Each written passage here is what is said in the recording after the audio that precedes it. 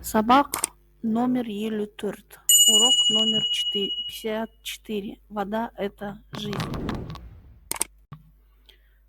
Вода– это жизнь. И сегодня на уроке ты сможешь определять главную или второстепенную информацию, согласовывать и использовать слова-признаки, подбирать их к словам-предметам по цвету, форме, величине, материалу, находить и извлекать информацию в словарях и справочниках для школьников.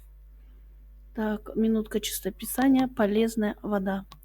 Упражнение номер 1. Разгадай загадки. Что объединяет слова отгадки?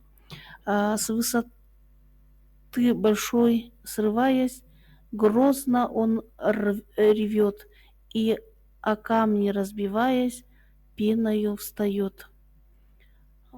Это у нас водопад. Вторая загадка. Он без рук, он без ног, и земли пробиться смог. Нас он летом в самый зной ледяной поит водой. Это родник. Что объединяет данные слова отгадки? То, что это оба у них слово вода объединяет.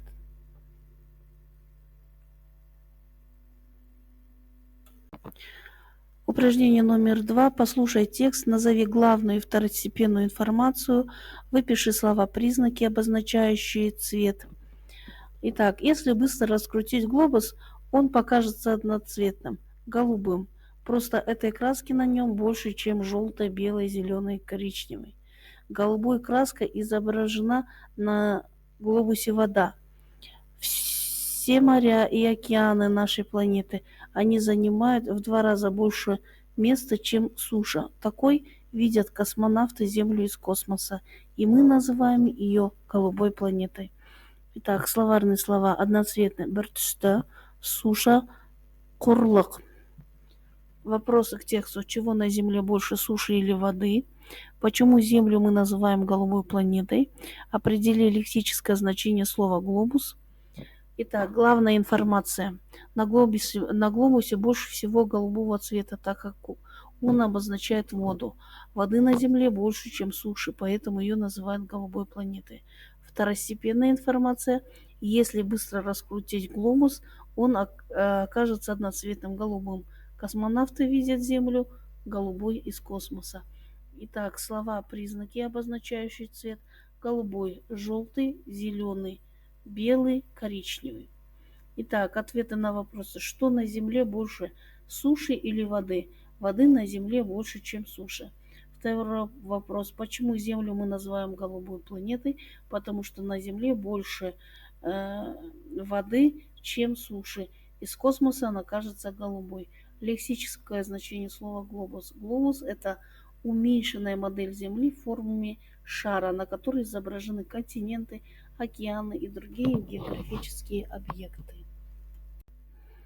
Итак, запомни. Планета отвечает на вопрос «какая?» Голубая имеет окончание «ая». Глобус какой? Голубой имеет окончание «ой». Небо какое? Голубое.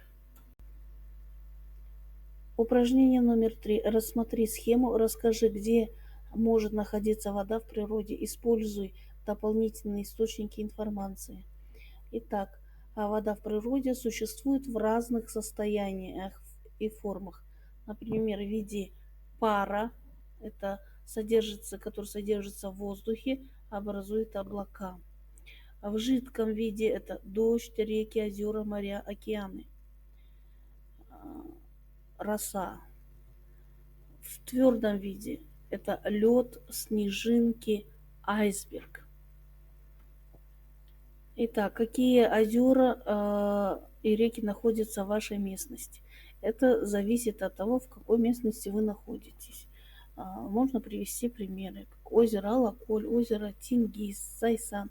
Кстати, Каспийское море– это тоже озеро. Озеро Балхаш. Так, вопрос второй. Почему вода одно из главных богатств на Земле? Потому что без воды невозможна жизнь. Она нужна для питья, приготовления пищи, сельского хозяйства, промышленности. Вода формирует климат и экосистемы. Дальше. Что стало бы с нашей планетой, если бы исчезла пресная вода? Исчезли бы все растения, животные и люди. Перестала бы существовать экосистема, Земля превратилась бы в безжизненную пустыню. Слова – признаки по цвету, форме, величине материала. Облако – белое, пушистое, большое, воздушное. Дождь – прозрачный, мелкий, капельные, жидкие. Снежинки – белые, крошечные, узорчатые, ледяные. Лед прозрачный, твердый, гладкий, холодный. Айсберг – белый, огромный, ледяной, массивный.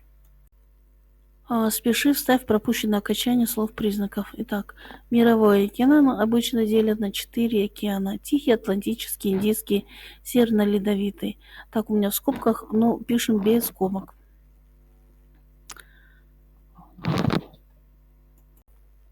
Прочитайте выразительно, что нового узнали из разговора. Составьте диалог по образцу. Из разговора мы узнали, что самый большой океан на Земле – Тихий океан, самый холодный океан – Северно-Ледовитый. И что Тихий океан назвали так, потому что Магеллан во время путешествия по этому океану столкнулся с продолжительным периодом спокойной погоды. То есть 23 месяца и 20 дней погода была тихая, спокойно на этом океане.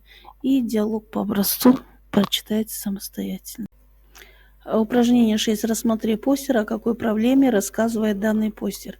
Постер рассказывает о проблеме загрязнения воды и окружающей среды.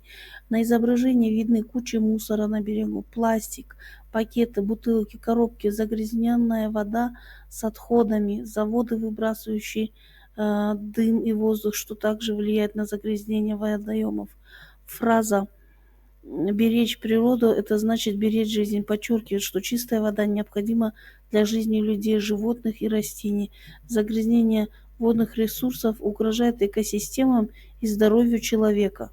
Основной посыл постера – необходимость защиты водоемов от мусора и промышленных отходов, а также осознание важности бережного отношения к природе. Упражнение 7. Кто больше? Подбери слова-признаки к данным словам. Вода какая? Чистая, прозрачная, холодная, теплая, пресная, мутная, соленая. Океан какой?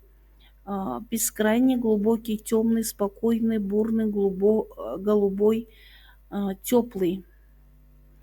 Небо какое? Ясное, голубое, облачное, теплое, безоблачное, звездное, пасмурное. Упражнение 8. Запиши, вставь пропущенное окончание слов-признаков. Тихий океан – самый теплый океан на Земле. Большую часть времени океан тихий и спокойный. Над ним дует умеренный ветер. Над Тихим океаном всегда чистое звездное небо. Самая соленая вода в Атлантическом океане, самая пресная вода в Северном Ледовитом океане.